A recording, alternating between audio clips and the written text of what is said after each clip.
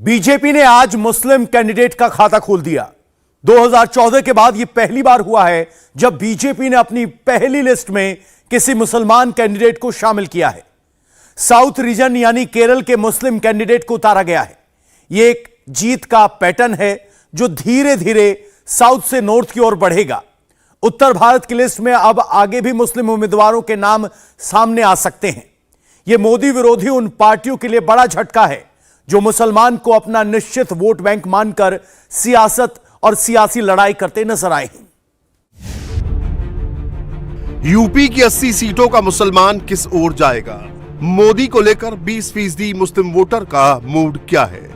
उत्तर प्रदेश के मुसलमान का सियासी मिजाज समझने के लिए आपको पहले बंगाल में मोदी का यह बयान सुनना होगा। टीएमसी को घमंड है कि उसके पास एक निश्चित वोट बैंक है। इस बार टीएमसी का ये घमंड भी टूटेगा।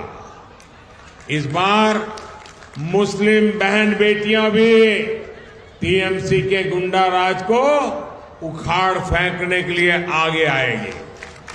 इस लोकसभा चुनाव के नतीजे पश्चिम बंगाल से टीएमसी सरकार का उसकी विदाई का, उसके पराजय का काउंट डाउन शुरू करेंगे।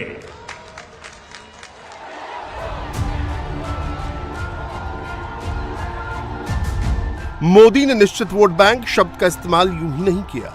मोदी जानते हैं कि इस शब्द का इंपैक्ट बंगाल ही नहीं, यूपी से लेकर बिहार और केरल तक जाने वाला है। पहले निश्चित वोट बैंक का फॉर्मूला समझ लीजिए, फिर मुसलमान का सियासी मिजाज समझाएंगे। बंगाल में टीएमसी का कोर वोट जमा मुसलमान निश्चित वोट, उत्तर प्रदेश में सपा का यादव वोट जमा मुसलमान निश्चित वोट, केरल में वामपंथी जमा मुसलमान निश्चित वोट, बिहार में यादव जमा मुसलमान निश्चित वोट। हर राज्य के निश्चित वोट फॉर्मूला में सबसे कॉमन मुसलमान वोट है। उत्तर प्रदेश में इसी निश्चित वोट पर मायावती की नजर है, अखिलेश और राहुल की भी नजर है। लेकिन मोदी के बयान के बाद सवाल यह है कि क्या यह निश्चित वोट बैंक यूपी में गेम चेंज करने वाला है? मोदी मुसलमानों को लेकर जितना सोच रहे हैं, क्या 20% मुसलमान भी मोदी योगी के बारे में उतना ही सोच रहा है?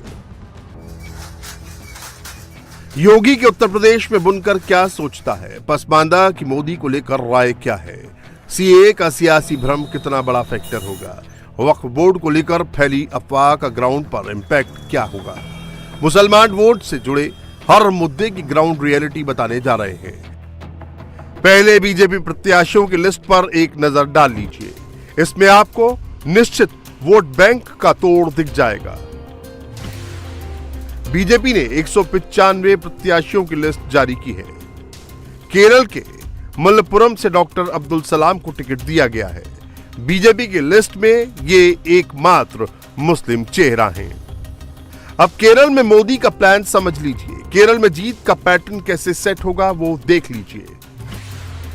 केरल में 54% आबादी हिंदू, 26.56% मुस्लिम और 18.38% ईसाई है। मल्लापुरम उन सीटों में से एक है जहां मुस्लिम वोटर ही हार जीत तय करते हैं।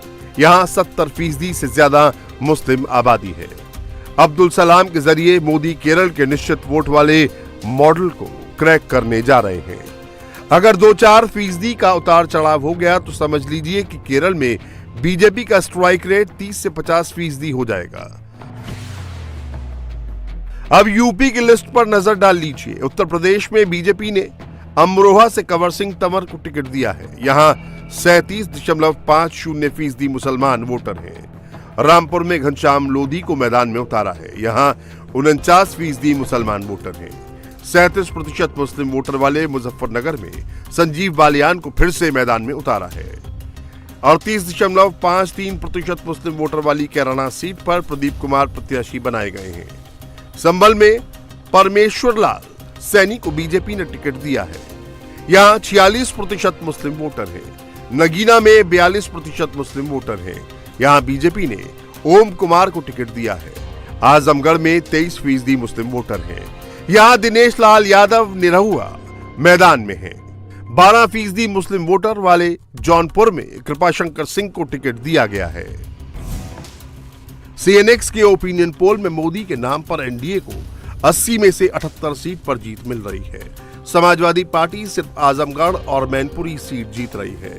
ओपिनियन पोल बता रहा है कि पिछली बार अमेठी गंवाने वाली कांग्रेस इस बार रायबरेली का गढ़ भी गंवाने जा रही है, यानी राहुल का स्कोर कार्ड 0 होने वाला है। मोदी को 2019 में 9% मुस्लिम वोट मिले थे, लेकिन यूपी में 78 जीतने के लिए इससे काम नहीं चलेगा। तो क्या 24 में मुसलमान इस निश्चित वोट बैंक के दायरे को तोड़ने वाला है?